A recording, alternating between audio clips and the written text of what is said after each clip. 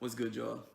Dr. Dominic Stevens here, aka The Scientist Who Lives, and back again with another episode of Confessions of a Black Scientist. And this week really, it's going to be. I'm not going to go in sequential order of how events happen. I'm just as things come to me, I'm just going to put out videos. It's not going to be anything ordered or structured. But this week something came to me, and I'm going to talk about writing and specifically scientific writing, especially as coming up as a training scientist, as a undergrad, a grad student, master's or PhD, a postdoc, all that, like, cause honestly, even as a professor, you're still learning how to scientific write, uh, so. Um, and I will say I have two PIs in my life, or mentors, who actually didn't tell me that my writing was shit. So and that was the end all be all. Hey, you're writing shit. Like, and I'm pretty sure a lot of people can relate to this. That a lot of PIs out here just say, "Oh well, your writing's terrible. That's it. Your writing's terrible, and you need to fix it." But don't give you the tools to fix it. So I recently said, and I think I posted this on my Twitter. I was like, you know what, man, you're not a terrible scientific writer. You just have a terrible PI/mentor, and it's true. No matter how pissed PIs might get about that, I don't really give a fuck. You can get pissed off about it, but if you aren't training up your scientists, then you're a shit PI. That point blank period. So in undergrad, so a couple stories for you. So in undergrad, like, I had an amazing mentor who like took me under his wing, and I've talked about him here before. And I was writing my first paper, my first ever scientific paper, and he like kind of gave me the reins. He was like, "Hey, write it up, and we're gonna do this thing back and forth thing." And man, let me tell you, the first time I ever wrote scientifically, man, he just marked it. It was just red. It was just fucking red. But he took the time to train me up in my scientific writing, right? So as I progressed further in my career, going to grad school and my master's and my PhD. So when I was at Georgia State, like, even my PI there, he was just like, "Your writing's terrible," but didn't give me any feedback. And I'm just like, well, how am I supposed to fix it?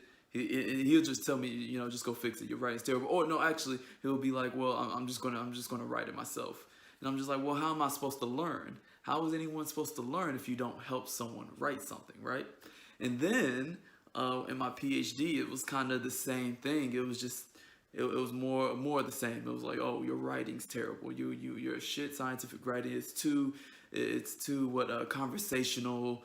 You need to fix this." But I don't get any edits back, and that is probably you can do the most disservice for a scientist, for a young scientist, when you're not giving them feedback, because this is what they need to grow as a scientist. Because especially if they want to go into academia, writing is essential.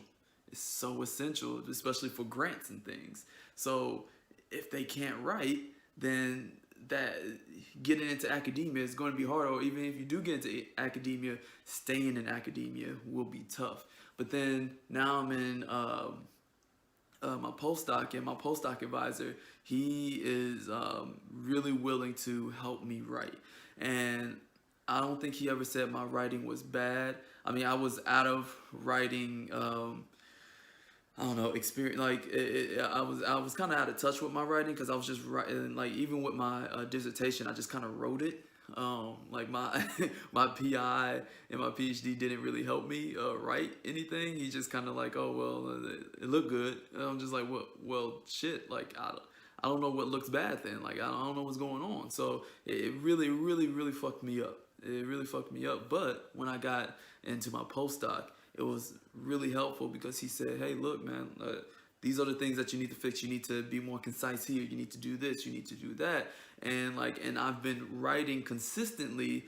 Like, in my PhD, I was barely writing, but in my postdoc, I'm writing consistently now. I'm writing grants, and we're going to start writing papers here soon, or we're gonna start actually start writing up some papers here soon, and my writing has gotten progressively better. And the biggest thing, because writing isn't like a talent.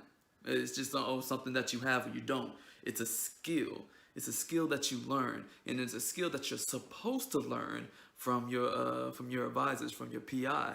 And when they don't give you that, it really messes you over, or it screws you over, especially for that next step. So I was happy to get someone who was able to say, hey, I'm willing to get this feedback. I'm willing to do this back and forth with you, so you can get this right, get this down, and then he even says, in like, humble PIs are the best, and he even says, I'm still learning. It's a skill. It's a skill that's learned. Like, you don't just all of a sudden wake up and you're a great scientific writer. It's something that you learn. So listen, if you are in a situation where your PI isn't helping you, find someone who is willing to help you, and then try to get that feedback, that back and forth, and then practice. It's like any skill, like especially if you play sports or something. Practice, because it's only going to get better the more that you get used to talking in this. Because scientific language is it's an actual it's a different language, really. So practice it. You'll get it down, and don't let a terrible PI discourage you from your writing or your life of science, because it's not you, it's them. Trust me. That's all I got for y'all this week. See y'all next time. Peace.